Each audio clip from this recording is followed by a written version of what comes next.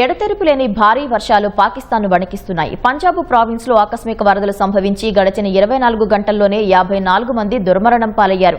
వర్షాల ధాటికి గత 3 వారాల్లో పాక్లో చనిపోయిన వారి సంఖ్య 178కి చేరింది. గతేడాది ఇదే సమయంతో పోలిస్తే దేశం మొత్తంలో 82%, పంజాబ్లో 124% అధిక వర్షపాతం నమోదైనట్లు పాక్ వాతావరణ శాఖ తెలిపింది. పంజాబ్, ఖైబర్ పఖ్తూన్ఖ్వాతో పాటు దక్షిణాన సింధ్, బలోచిస్తాన్లో బాణాలు దంచికొడుతున్నాయి. పంజాబ్లోని జీలం జిల్లాలో మేఘాలు బద్దలయ్యేలా అనేలా కుంభవృష్టి కురిసింది. అనేక మందిని సైనికులు, రెస్క్యూ సిబ్బంది కలిసి పడవలు, హెలికాప్టర్లతో రక్షించారు. రావిల్పిండి, లాహోర్ సహా పలు నగరాలు, పట్టణాలు జలమయమవగా రోడ్లు నదులను తలపిస్తున్నాయి. అనేక కార్లు ప్రవాహంలో కొట్టుకుపోయాయి.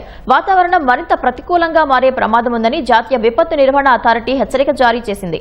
పర్వత ప్రాంతాల్లో కొండ చర్యలు విరిగిపడి హైవేలు మూసుకుపోయే అవకాశం ఉందని, పర్యాటకులు తమ ప్రయాణాలను మానుకోవాలని సూచించింది. ఇస్లామాబాద్, కశ్మీర్ వంటి ప్రాంతాల్లోనూ భారీ వర్ష సూచన ఉన్నట్లు అధికారులు తెలిపారు.